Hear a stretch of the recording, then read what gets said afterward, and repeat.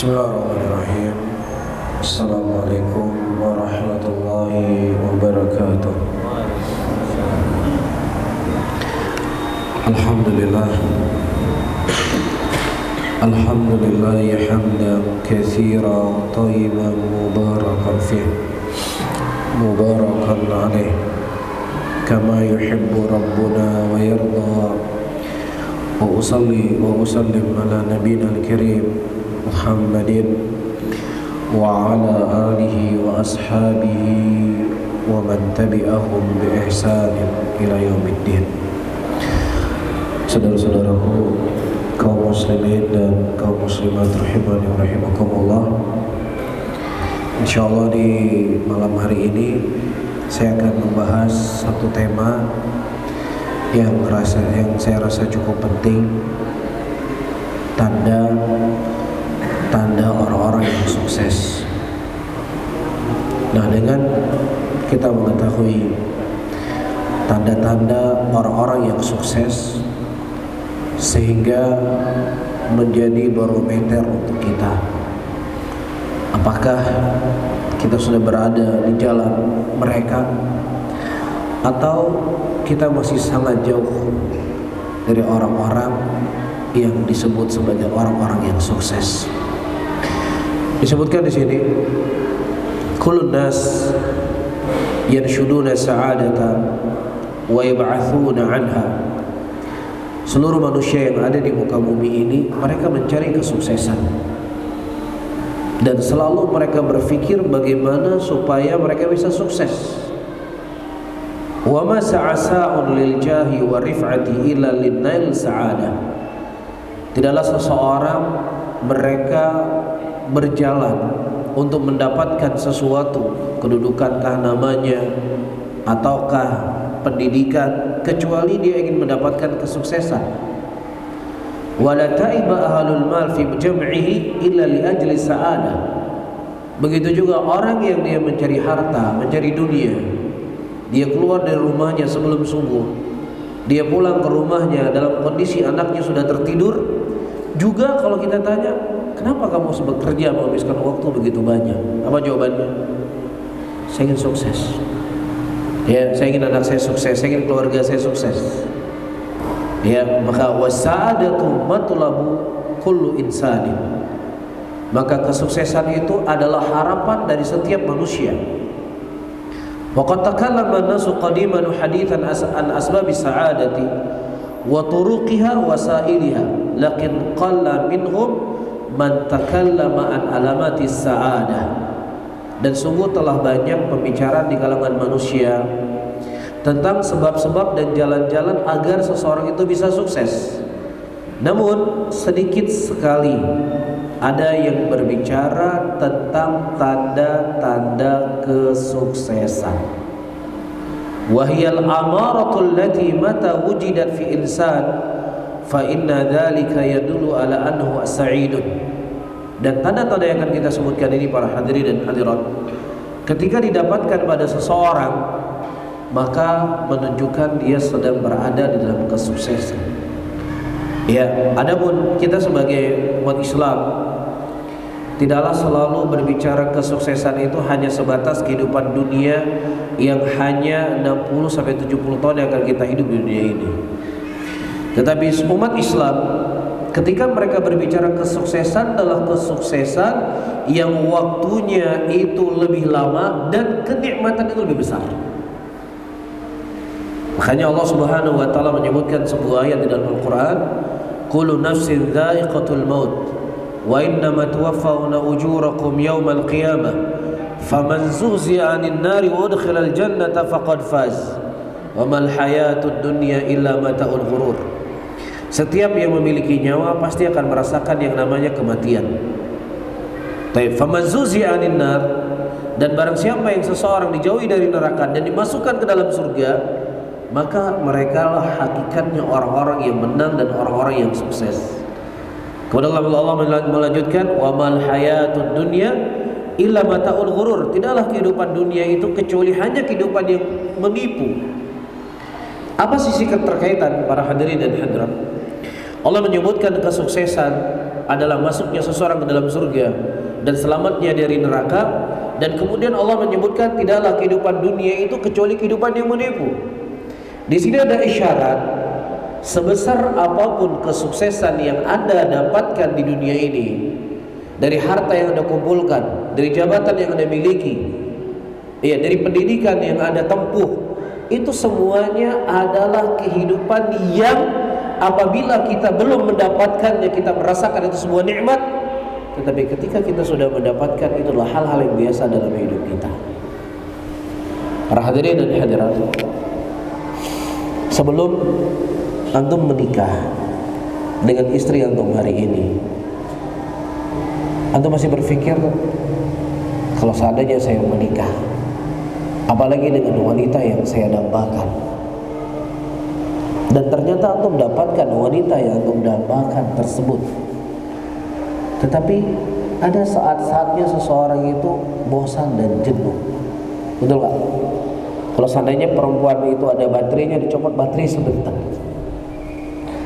Itulah kehidupan dunia. Padahal di antara perhiasan yang paling berharga di dunia ini adalah wanita yang soleha. Tetapi ada rasa kejenuhan, ada rasa kebosanan. Ya, apalagi terkadang kita tidak menjaga mata, yang terkadang istri-istri orang, wanita-wanita di luar sana lebih cantik dan lebih sempurna daripada istri kita. Ya, padahal ini harta yang paling berharga. Apalagi ketika kita berbicara sesuatu yang nilainya di bawah itu semuanya. Yang belum punya motor, dia menghayal kalau seandainya saya punya motor, indah sekali hidup saya. Dia punya motor biasa saja hidupnya setelah dia punya motor. Baik, begitu juga yang punya motor menghayal dia punya kendaraan roda 4, saya nggak kena panas, saya nggak kena hujan, saya bisa pergi tempat yang lebih jauh, saya bisa bawa keluarga saya semuanya. Nah, ketika dia mendapatkan dunia tadi, mobil tadi, sebulan dia merasakan nikmat, 2 bulan, 3 bulan udah selesai. Wa mal hayatud dunya illa mata'ul ghurur.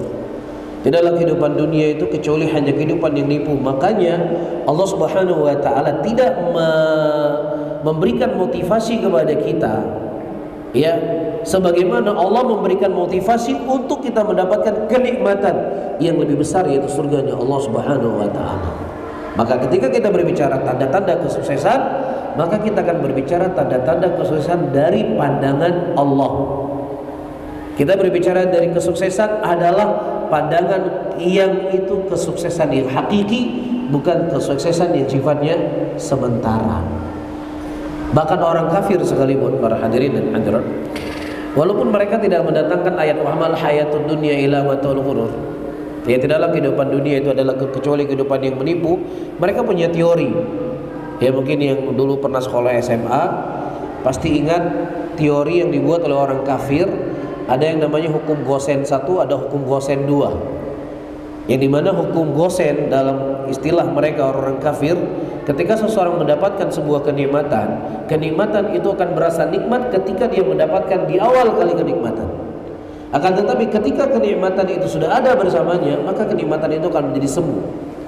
Ya, orang makan bakso dalam keadaan perut yang lapar, atau dia haus, dia minum seteguk minuman. Tegukan pertama, suapan yang pertama itu beda rasanya dengan suapan yang ke-10, apalagi suapan yang ke-20, apalagi suapan yang ke-30, akan berbeda. Karena memang kenikmatan dunia itu sifatnya semu, tidak abadi.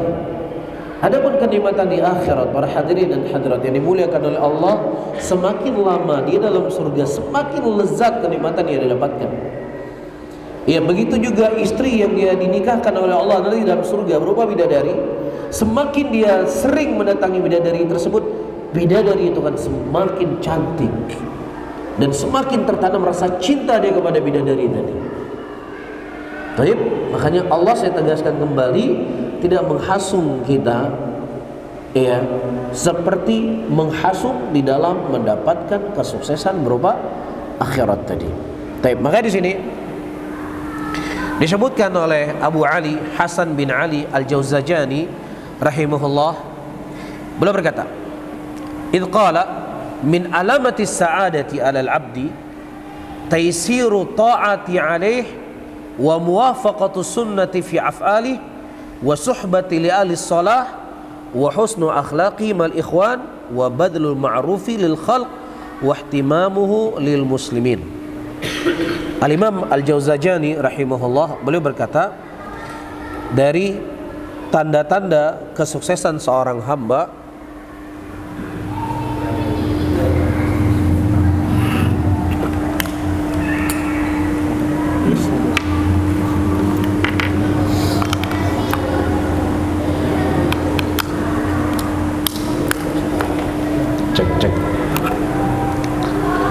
cek satu dulu coba. Tadi saya sebutkan siapa orang yang saya sebutkan tadi? Hah? Siapa? Hah? Nah, saya menukilkan ucapan siapa tadi? Hah? Gak ingat. Taib. Qala Abu Ali Hasan bin Ali Al-Jauzajani rahimahullah, beliau berkata, min alamati sa'adah, dari tanda-tanda kesuksesan, yang pertama taisiru ta'ati alaih, seseorang itu dimudahkan oleh Allah Subhanahu wa taala untuk berbuat ketaatan. Itu tanda seseorang itu sukses. Nanti kita akan rinci satu persatu. Yang kedua, wa muwafaqatu as-sunnati fi af'alihi, ketika dia diberikan kesemangatan oleh Allah untuk beribadah, maka ibadah yang dilakukan itu sesuai dengan sunnah Rasulullah. Yang ketiga, dia punya teman-teman, punya sahabat, ya orang-orang soleh. Yang ketiga. Yang keempat, baik akhlaknya ketika dia bergaul dengan saudara-saudaranya. Yang keempat, dia mencurahkan segala kemampuan dia untuk memberikan manfaat kepada saudara-saudaranya muslimin. Ini 5 tanda seseorang itu mendapatkan kesuksesan. Terkumpul di dalamnya hablum minallah dan hablum minan nas. Ya, hablum minallah yang kita sebutkan pertama dan kedua, dan selanjutnya ya disebutkan oleh Syekh di sini adalah hubungan seseorang dengan manusia. Dan di sini memberikan pelajaran kepada kita, para hadirin dan hadirat rahimani wa rahimakumullah, masuknya seseorang ke dalam surganya Allah bukan hanya ketika dia fokus di dalam ibadah kepada Allah, tetapi dia juga harus memperhatikan kondisi dan keadaan orang-orang yang ada di sekitarnya dari hamba-hamba Allah Subhanahu wa taala, karena di dalam amalan tersebut akan ada peluang-peluang yang akan mengantarkan dia ke dalam surganya Allah Subhanahu wa ta'ala. Karena banyak orang-orang yang mereka mulai mendata diri untuk menjadi orang yang lebih baik, ya, dia hanya fokus dalam urusan sholat, fokus dalam urusan puasa, fokus dalam urusan berpakaian. Ya, perempuannya mungkin sudah mulai pakai jilbab yang lebar, ya, laki-lakinya mungkin sudah mulai pakai gamis, mungkin walaupun gamis bukan sesuatu keharusan, ya, dia sudah mulai sering ke masjid. Nah, ini tanda-tanda kesuksesan. Akan tetapi ketika hubungan dia dengan manusia tidak baik, para hadirin dan hadirat, maka belum ada tanda-tanda kesuksesan yang sempurna pada diri kita. Paham? Sebagaimana yang kita jelaskan. Nah, kita bahas poin yang pertama. Disebutkan oleh Syekh rahimahullah, famin alamati sa'adati taisiru ta'ati alaih, wa dzalika li anna ta'ata Allah ta'ala ahammu masdaris li sa'adati, bal la sa'adata li 'abdi ila biha. Allah akan memberikan kemudahan seseorang untuk berbuat ketaatan. Wa dzalika li anna ta'ah, kenapa? Dikarenakan ketaatan merupakan pondasi yang paling penting kesuksesan seseorang.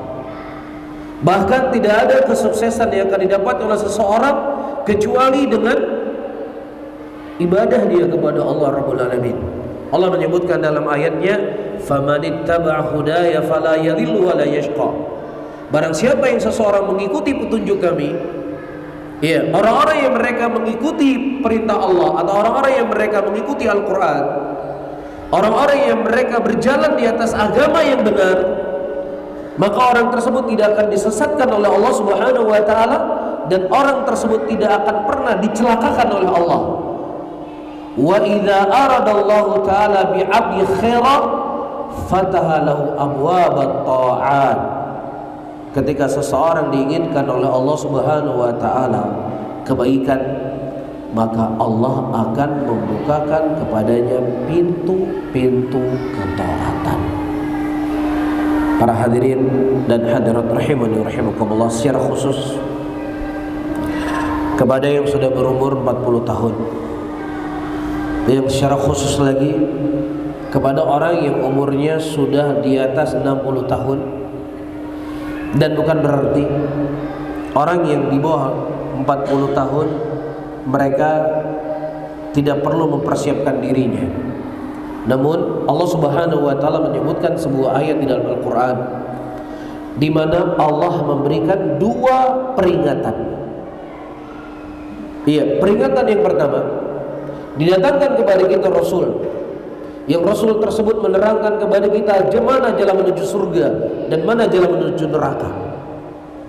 Yang Rasul tersebut telah memberikan penerang kepada kita jalan keselamatan dan jalan kehancuran.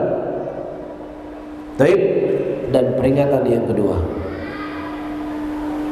orang-orang yang umurnya sudah di atas 40 tahun, jenggotnya sudah mulai memutih, matanya sudah mulai kabur, lututnya sudah mulai sakit-sakitan ketika dia naik satu tangga, dua tangga, apalagi tangga yang panjang, yang tinggi. Ya, lehernya sudah mulai berat ketika dia tidak menjaga makanan. Ini sebenarnya adalah peringatan dari Allah.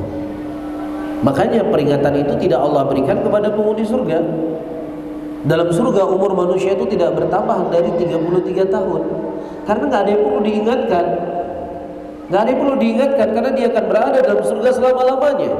Tetapi ketika seseorang tinggal di dunia ini, yang akan ada alam setelah alam dunia, yang akan ada kehidupan setelah kehidupan dunia, makanya Allah Subhanahu wa taala memberikan peringatan kepada kita.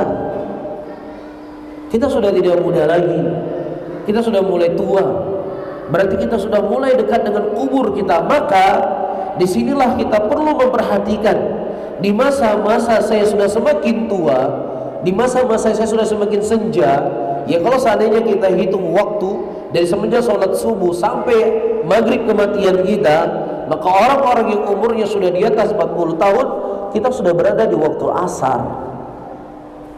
Iya, kita sudah tidak lama lagi akan meninggalkan dunia ini. Nah, kira-kira di umur-umur kita yang sudah di atas 40 tahun, kita lebih mudah diajak berbuat ketaatan, atau kita lebih mudah diajak kepada hal yang sia-sia? Ya, antum nggak perlu melihat ke kiri dan antum nggak perlu melihat ke kanan. Apa yang saya sampaikan itu saya arahkan pada diri saya sendiri, dan antum arahkan pada diri antum masing-masing. Maka disitulah sebuah nasihat akan bermanfaat dan akan menghujam dalam qalbu kita. Tapi kalau seandainya setiap nasihat yang datang kepada kita, yang kita lihat kiri dan kanan, apalagi ada terbesit dalam hati kita, pengajian malam ini cocoknya memang untuk si fulan, cuma si fulannya nggak hadir malam ini. Kalau hadir dia memang cocok kali buat dia. Subhanallah. Ya, ini menunjukkan bahwasanya kita sudah merasa diri kita ini sudah sempurna. Seseorang ketika dia sudah merasa dirinya sudah sempurna, hakikatnya padahal dia itu masih banyak sekali kekurangan. Justru orang-orang yang sudah sempurna, dia selalu merasa dirinya itu kurang dan kurang. Umar bin Khattab radhiyallahu taala anhu,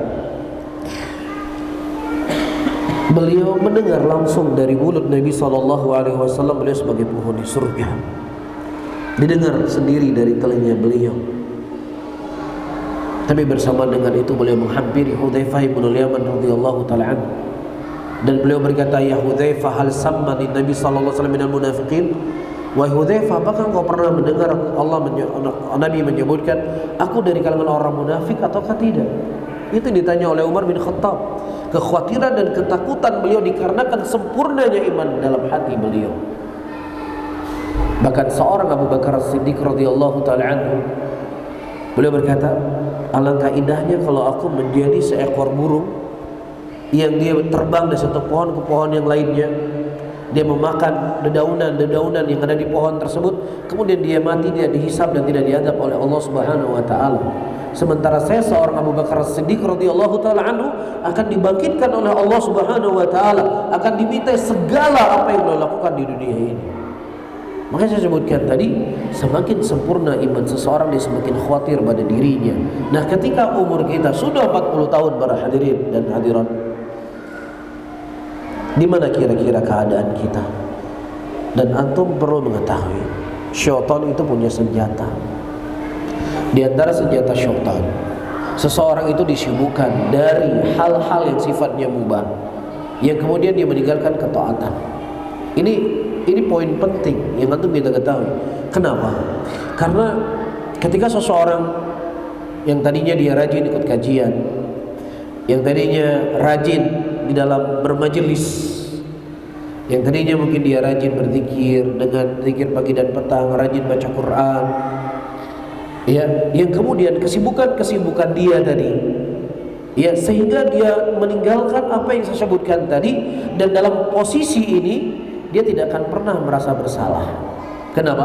Saya nggak berbuat dosa, saya nggak berbuat maksiat, ya, saya masih dalam kondisi saya, jenggot saya masih ada, saya masih pakai celana dan semata kaki, istri saya juga, anak-anak saya juga di pesantren, nggak ada yang berubah dalam hidup saya.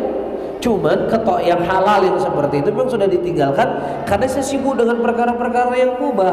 Lah, perkara saya kan perkara yang mubah, nggak haram.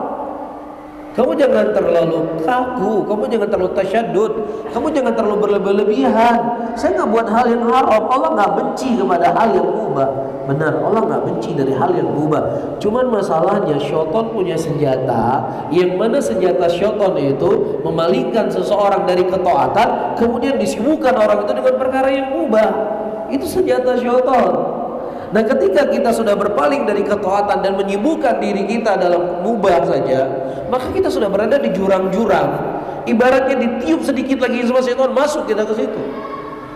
Di posisi inilah seseorang nggak pernah merasa bersalah.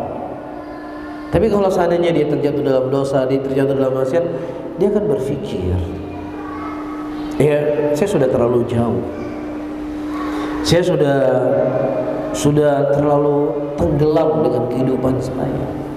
Walaupun dia terus dalam kondisinya, tapi sempat berpikir. Tapi ketika dia melakukan hal yang mubah, bukan yang haram, para hadirin dimuliakan oleh Allah, inilah titik yang syaitan akan selalu memperdayakan manusia tadi. Bisa difahami? Inilah kemudian menjadi sebab kita yang sudah berumur di atas 40 tahun ini tidak pernah kita jadikan sebagai evaluasi. Nggak ada yang salah dalam hidup saya. Ya, padahal Rasulullah SAW menyebutkan sebaik-baik orang adalah orang yang bertambah umurnya dan bertambah amalan baiknya. Ya, semakin kesini, semakin kita mendekati waktu asar, semakin kita mendekati waktu maghrib, ya, kita lebih bergairah membaca status di Facebook, lebih bergairah, ya, membaca, melihat Instagram, melihat hal-hal yang saya sebutkan media sosial daripada membaca Quran. Anak umur 20 tahun dia sibuk dengan media sosial, salah, keliru ketika dia tidak membaca Quran. Tapi masalahnya kita umurnya sudah 50 tahun, sudah 60 tahun, yang jadi tontonan kita setiap saat adalah media sosial. Kalau ada status di media sosial 1000 status, 600 komentar dibaca sama dia. Makanya setiap ada perkumpulan, Masya Allah ahli semua dia, politiknya ahli, masalah ekonomi ahli. Ya karena memang bacaannya itu hal yang saya sebutkan tadi. Tapi kalau ditanya apa kisah yang paling indah dalam Al-Quran yang Allah ceritakan, sudah mulai bingung. Kan begitu? Kita sedang berbicara tentang siapa?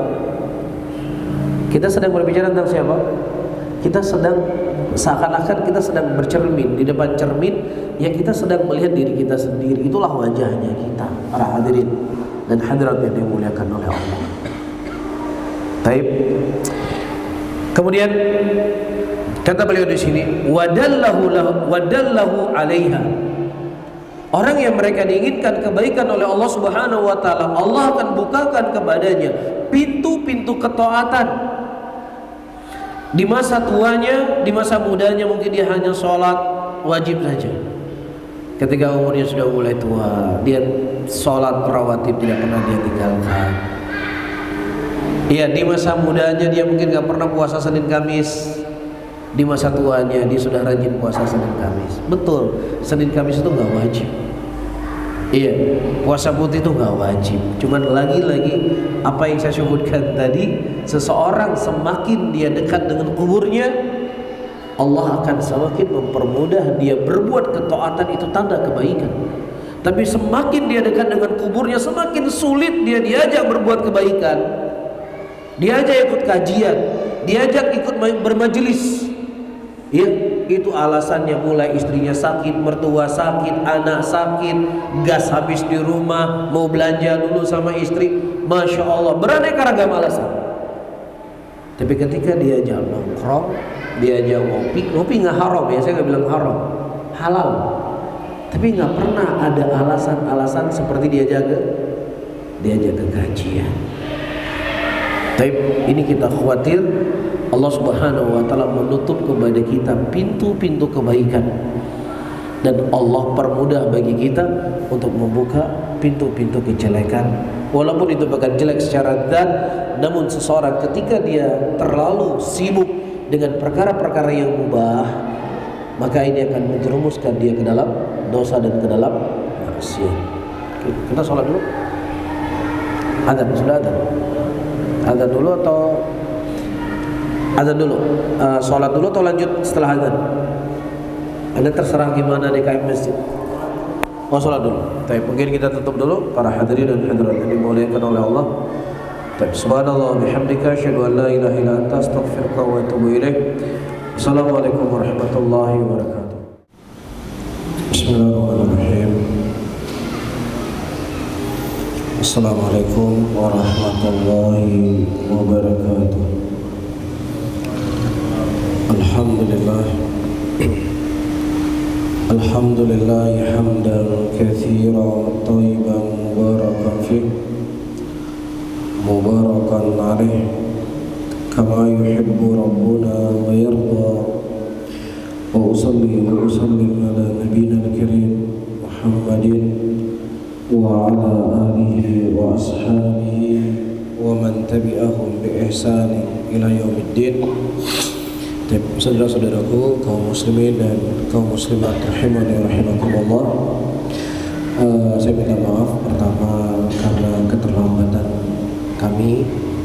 Yang kedua, saya sebenarnya sudah ada kajian Zoom ya jam 8 malam ya, jadi saya berpikir kita bisa mengumpulkan waktu qadra ma syafa'al. Mungkin saya baca sedikit apa yang telah kita bahas tadi, dan mungkin nanti setelahnya saya sudah ada Zoom kajian rutin, kita bahas satu kitab, yang kitab Aqidah Salaf Ashabul Hadis. Mungkin setelah 5 menit ke depan ya kita ganti pembahasannya. Dan mungkin biasanya kalau Zoom, kalau saya pakai mic itu suaranya agak bermasalah di sananya. Jadi saya nggak pakai mic, saya pakai tidak pakai mic, apa ya?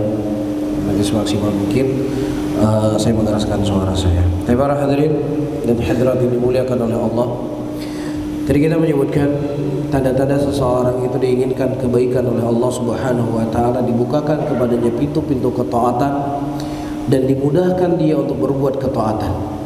Dan tidak hanya sampai di situ, wa hajazahu anil muharramat.